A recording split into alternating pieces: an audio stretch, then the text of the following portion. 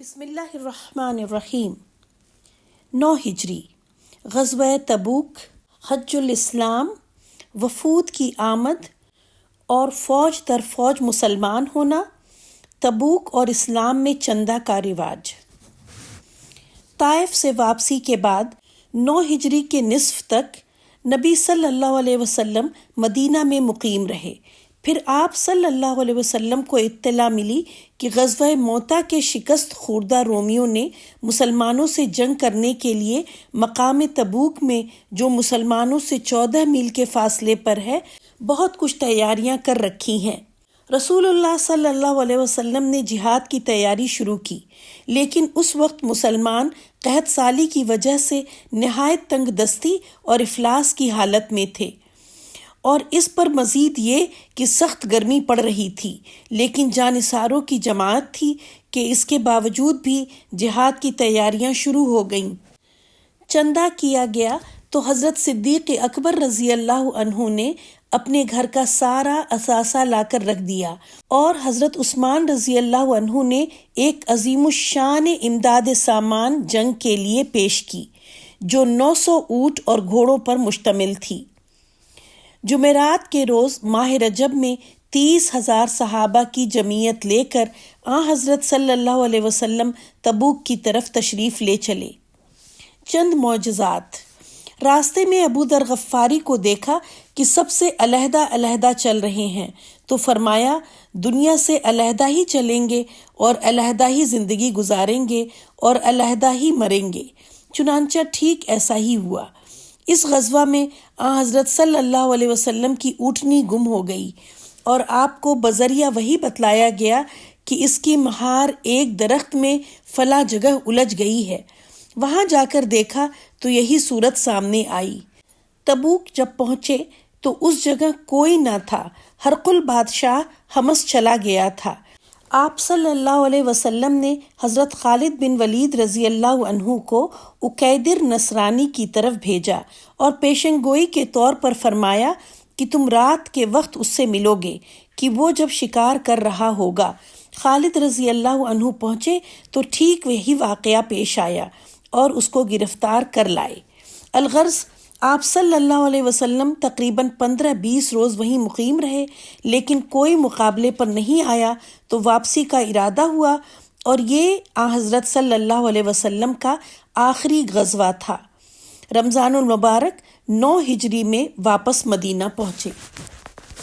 مسجد ضرار کو آگ لگانا۔ واپسی کے بعد آپ صلی اللہ علیہ وسلم نے اس جگہ آگ لگا دینے کا حکم فرمایا جو منافقین نے مسلمانوں کے خلاف مشورہ کرنے کے لیے مسجد کے نام سے بنائی تھی، اور مسلمانوں کو دھوکہ دینے کے لیے اس کا نام مسجد رکھ دیا تھا۔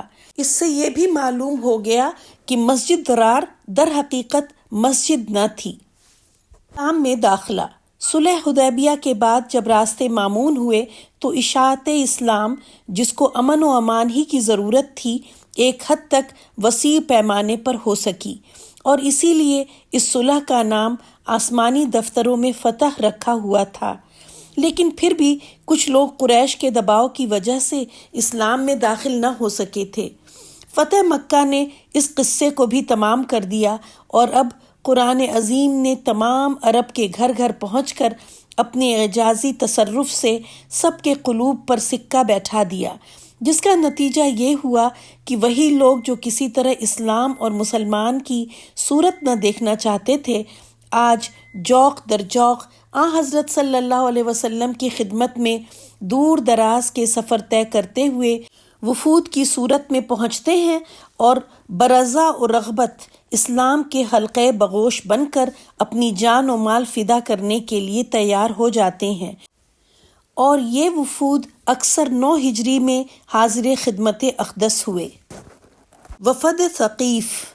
یہ وفد تبوک سے واپسی کے بعد ہی مدینہ طیبہ میں حاضر ہو کر مشرف باسلام ہوا۔ پھر پے در پے وفود آنے شروع ہو گئے، جن کی تعداد 70 تک نقل کی جاتی ہے۔ ان میں سے بعض کے واقعات مختصراً یہ ہیں۔ وفد بنی فزارہ۔ یہ پہلے ہی مسلمان ہو کر حضرت صلی اللہ علیہ وسلم کی خدمت میں حاضر ہوئے۔ وفد بنی تمیم آپ صلی اللہ علیہ وسلم کی خدمت میں حاضر ہوئے اور کچھ مکالمات کے بعد سب کے سب مسلمان ہو کر وطن کو لوٹ گئے۔ وفد بنی سعد ابن بکر، اس وفد کے امیر دمام بن ثعلبہ تھے۔ انہوں نے حضرت صلی اللہ علیہ وسلم سے بہت سے سوالات کیے۔ آپ صلی اللہ علیہ وسلم سب کے شافی جواب دیتے، یعنی سیٹسفیکٹری جواب دیتے، اور پوری تحقیق مذہب اور شرح صدر کے بعد مشرف باسلام ہو کر اپنی قوم کی طرف واپس ہوئے اور قوم میں تبلیغ کی، جس کی وجہ سے ان کی ساری قوم مسلمان ہو گئی۔ وفد کندہ، سورہ صافات کی ابتدائی آیات سنتے ہی ان کے قلوب میں اسلام نے گھر کر لیا۔ وفد بنی عبد القیس، یہ پہلے نصارہ تھے یعنی کرسچن تھے۔ سب کے سب آپ صلی اللہ علیہ وسلم کی خدمت میں حاضر ہو کر مشرف باسلام ہو گئے۔ آپ صلی اللہ علیہ وسلم نے ضروری امور اسلامی ان کو تعلیم فرمائے۔ وفد بنی حنیفہ، یہ بھی حاضر خدمت ہو کر مسلمان ہو گئے۔ ان میں مسیلمہ بھی شامل تھا، جو بعد میں نبوت کا دعویٰ کر کے مسیلمہ کذاب کے نام سے پکارا گیا۔ اس دعوی نبوت کی بنا پر صدیق اکبر رضی اللہ عنہ کے زمانے میں جماعت صحابہ کے ہاتھوں سے میں اپنے رفقا کے قتل کیا گیا۔ مسیلمہ کذاب بوقت دعوت نبوت بھی حضرت صلی اللہ علیہ وسلم اور قرآن و اسلام کا منکر نہیں تھا۔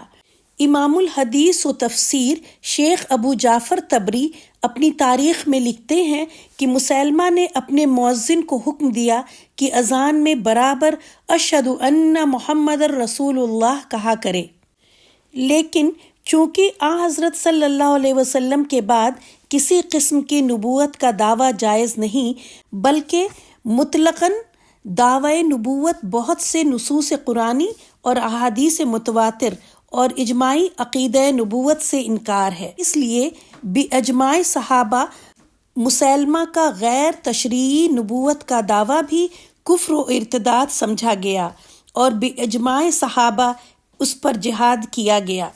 صحابہ کو اس کی اذان و نماز و تلاوت قرآنی نے اس کو کافر کہنے سے نہیں روکا۔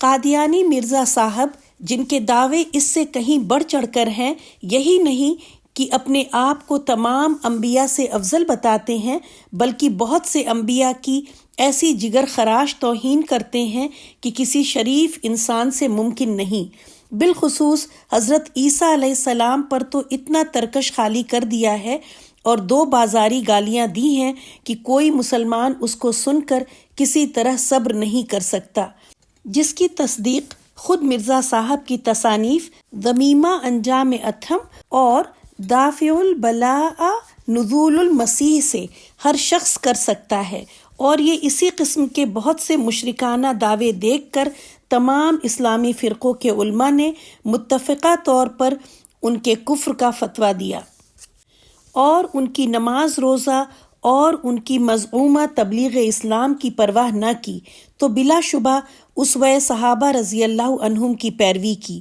اور ان پر اس میں کوئی ملامت نہیں کی جا سکتی۔ وفد بنی قحطان، جس کے امیر زید الخلیل تھے، یہ بھی سب کے سب حاضر ہو کر مسلمان ہو گئے۔ وفد بنی حارث، ان میں خالد بن ولید رضی اللہ عنہ بھی تھے، جو میں اپنے رفقا کے مسلمان ہو گئے۔ اسی طرح بنی اسد، بنی محارب، ہمدان، غسان وغیرہ کے وفود کچھ حاضری سے پہلے اور کچھ بعد میں مسلمان ہوئے۔ حمیر کے مختلف سردار جو اپنی اپنی جماعت کے بادشاہ سمجھے جاتے تھے، ان کی طرف سے قاصد یہ خبر لائے کہ ان سب نے برضا و رغبت اسلام قبول کر لیا، اور اسی طرح پیادہ سوار وفود حاضر ہو کر اسلام لاتے رہے، یہاں تک کہ 10 ہجری میں حضور صلی اللہ علیہ وسلم کے ساتھ 1 لاکھ سے زیادہ مسلمان تھے، اور جو لوگ اس حج میں حاضر نہیں تھے ان کی تعداد بھی اس سے کئی گنا تھی۔ صدیق اکبر رضی اللہ عنہ کا امیر حج ہونا۔ غزوہ تبوک کے بعد ذی قعدہ 9 ہجری میں حضرت صلی اللہ علیہ وسلم نے حضرت صدیق اکبر رضی اللہ عنہ کو امیر حج بنا کر مکہ معظمہ روانہ فرمایا۔